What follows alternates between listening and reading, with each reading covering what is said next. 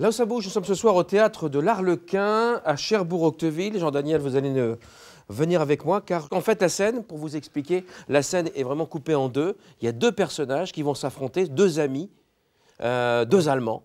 Deux continents aussi, puisqu'il y en a un qui est à Los Angeles et l'autre qui est à Munich. Alors commençons par Munich. Qui est ce personnage? Martin, un ami de Max, tous deux ont dirigé une galerie de peinture, mais l'un est revenu en Allemagne tandis que l'autre est resté à Los Angeles. Et bon, au départ, leur amitié est sans faille et sans nuage. Et petit à petit, Martin va subir un bourrage de crâne.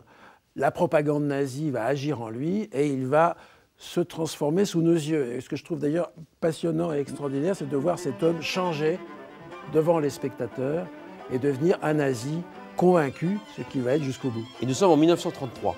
Oui. Cette pièce porte sur les échanges de lettres entre Martin et Max. Elle est tirée du livre de Cressman Taylor. Franchement, Max, je crois qu'à nombre d'égards, Hitler est bon pour l'Allemagne. Mais je n'en suis pas sûr. Maintenant, c'est lui qui, de fait, est le chef du gouvernement. Je doute que Hindenburg lui-même puisse le déloger du fait qu'on l'a obligé à le placer au pouvoir. L'homme électrise littéralement les foules. Il possède une force que seul peut avoir un grand orateur. De l'autre côté, Max. Max qui, lui, donc, est resté aux États-Unis. Il a une sœur. Et petit à petit, il va s'inquiéter parce que cette sœur est actrice. Elle est en Allemagne, elle est juive. Je lui ai répondu d'attendre avant de s'engager, que les sentiments anti-juifs se calment. Bien sûr, son nom de scène n'a aucune consonance juive, mais tout chez elle trahit ses origines. Alors si les sentiments antisémites évoqués plus haut sont une réalité, elle ne doit à aucun prix s'aventurer en Allemagne en ce moment. Pardonne-moi, mon ami, pour la brièveté de ma lettre, l'absence de liberté d'esprit qu'elle témoigne. Mais je n'aurai pas de repos tant que tu ne m'auras pas rassuré. Inconnu à cette adresse et donc au théâtre de l'Arlequin, ici même à Cherbourg-Octeville, demain soir et tout le week-end prochain. Le trio normand Kick Up the Jam sera à l'espace Tandem de Caen demain soir. Tu viens, Sabine? Pourquoi t'as pris qu'un aller simple pour Moscou? Mais parce que... Parce que quoi? Parce que le Trident, quand ils m'ont envoyé le mail, c'est marqué « Aller simple pour Moscou ». Mais comment on va faire pour revenir? Faut bien qu'on revienne. Allez. Je sais pas, pourquoi j'ai oublié mes gants. Jacques, Sabine, pas besoin de prendre l'avion pour aller en Russie, il suffit de venir à Cherbourg, enfin... Un aller simple pour Moscou. Et ça commence par la langue, évidemment, la langue russe. Alors, je suis avec Nelia, professeure de russe. Alors vous allez initier au russe en 15 minutes. Alors, ça va passer par du jeu, bien sûr.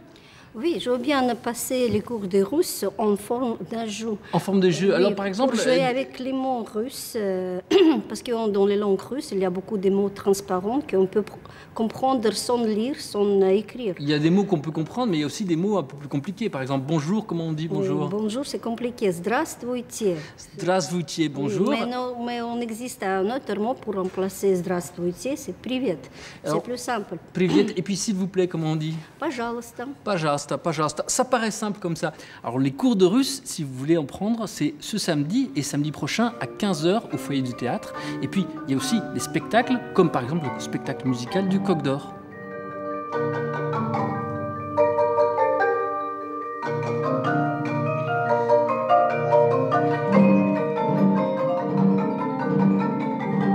Mona, bonjour. Bonjour. Merci de nous accueillir ici, dans ce café Pouchkine. Et puis, il y aura plein d'autres spectacles et d'autres activités pour cet aller simple. Oui, alors c'est pas encore tout à fait le café Pouchkine. On a encore un petit peu de temps d'installation, mais ça va être le cœur de la manifestation, un endroit où on pourra venir, bien évidemment, boire du café.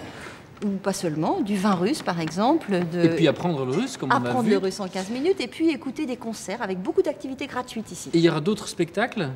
Oui, parce qu'on a d'abord une programmation musicale avec la venue d'un duo de musique russe, Vanessa Wagner et Pavel Gomziakov. Donc c'est la semaine prochaine au Théâtre de la Butte, avec aussi I'm a Machine Gunner, qui est un spectacle d'un très grand metteur en scène, qui s'appelle Vladimir Pankov. Une proposition de Lucie Berelovitch qui va nous transporter dans l'époque où Nicolas II était venu à Cherbourg, et puis plein d'autres surprises. Mais tout est dans le petit programme. Tout est dans le programme. Voilà, vous l'avez à la main. Un aller simple pour Moscou, donc c'est jusqu'au 6 février. Здравствуйте!